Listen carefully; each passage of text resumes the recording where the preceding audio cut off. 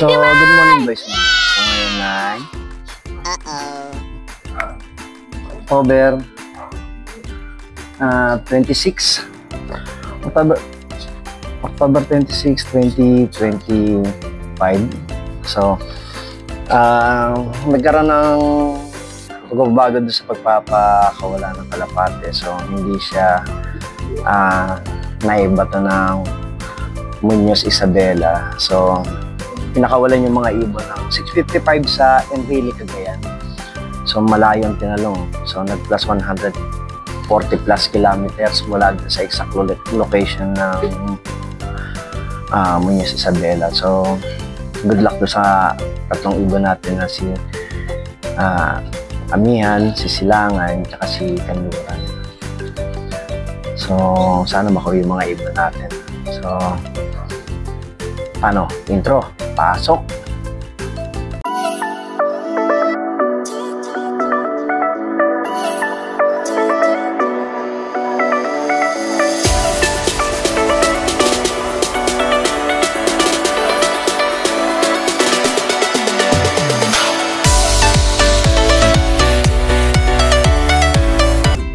BioResearch by Pigeon Philippines. Kung gusto nyo ng quality at pure pigeon racing bloodline, pumunta lang kayo sa BioResearch by Pigeon na matatagpuan ito sa Sukat, Parañaque.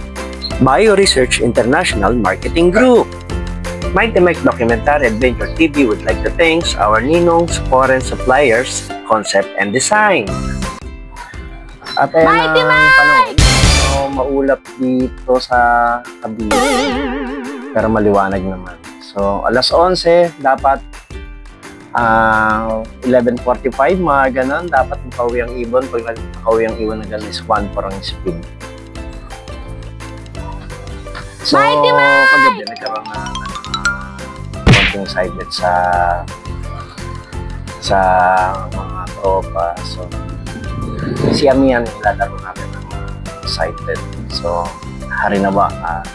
Makauwi si Amihan ng maayos. So, isa lang naman ang kalaban natin sa buong karera na yun. So, special race kumbaga. So, pinintay tayo ng oras. Update ko kayo mamaya kung anong nangyayari sa akin. Bubukas muna ako ng shop kasi ang cut-off pa naman ng ibon is 345. So, pag lumating ng alas 3 ang ibon, nag-speed siya ng 700. So, good luck sa Mighty Mike Club. So, sana makuha yung mga ibon natin. So, paano ba yung girls? Update ko kayo. So, good morning guys. So, ito, nakahiga na tayo, naghihintay tayo ng mga ibon natin. So, 109, pag dumating ang ibon ngayon, ang speed niya is 1,000 pababa. So, ang cut-off ng ibon is 350.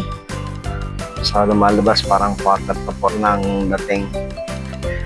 So, ito pa rin. Nagabang tayo. So, may dumating ng mga ibon last month. So, sa Naik, isa pa lang ang nakapagpauwi ng Naik. So, ilan pa lang ang nakakauwi. Kasi, imbis na sa Muñoz Isabela, ibabato ang mga ibon, pinakawalan sa Enrile, Cagayan. So, masyadong malayo. So, tingin ko kaya naman ng ibon natin. Makakarating naman yung ibon natin. So, pakita ko sa inyo yung sitwasyon ng biyo ko rito habang naghihintay ng mga ibon. At ito, inaantok na ako. Pakita ko sa inyo. So, ayan ang view ng tako ngayon. Ayan. So, pwedeng dumating ang ibon dyan ngayon. Kasi speed is 1,000. 1,000 pababa. So, almost 900 na lang. Pero, palagi kang makakawin ng may iba natin. Confident naman tayo kasi in God grace, siyempre, makakawin. Pag nakauwi atin, pag hindi nakauwi, hindi atin. Pero, ganun talaga. Natalo ka kasi, sumali ka.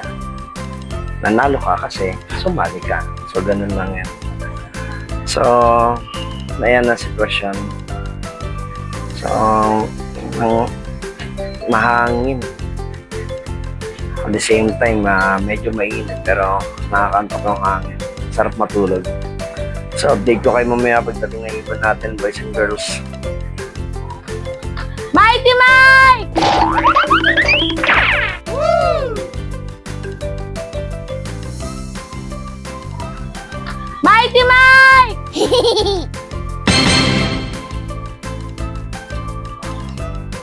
So, good morning boys and girls. Ayan, so nakapagpauwi tayo ng isang ibon. Ayan, si Amihan.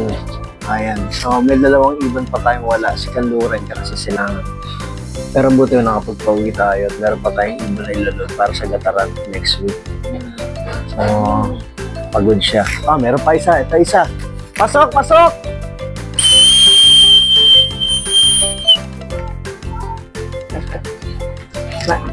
Nigel! Sino may cellphone? Wait lang, sana. Pasok! Pasok na!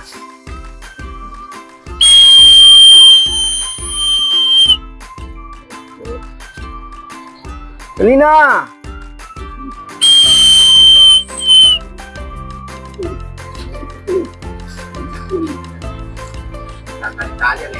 Oo. Pasok na! Tumukod eh. Putik ang paa eh.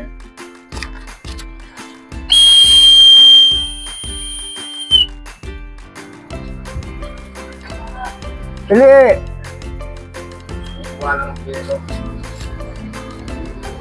Dali na!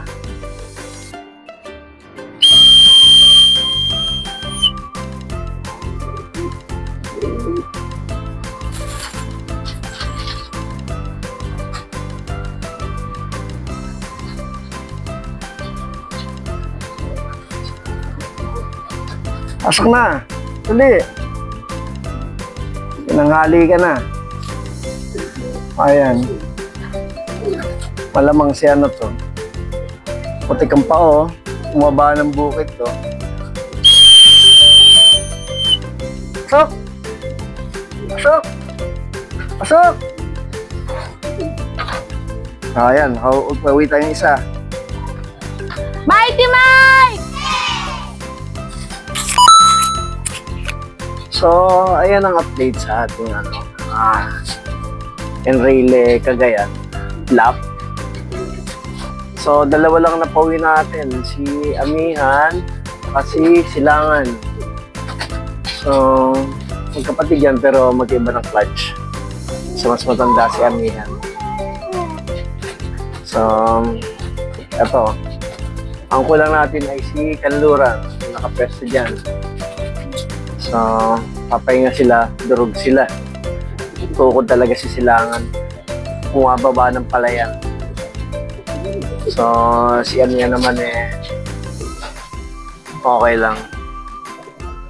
So, yan ang update sa ating derby. So, ngayon ay 5:30 na ng hapon. Ayan. So, yan yung mga iba natin. So, nilagyan natin siya ng pagkain na yan. Hinahaya natin silang tumukha muna ngayon. So, harinawa, makaubis yan. Si Kanluran, bukas ang umaga. Pag hindi siya nakauwi bukas ang umaga, ibig sabihin wala, hindi niya kinaya. So, sana makapagpauwi pa tayo para may karga pa tayo sa susunod na Biyernes sa Gataran. So, ang problema nga lang, si Silangan, cut-off pa rin. So, wala siyang lipad na maganda, puro cut-off. Si Amihan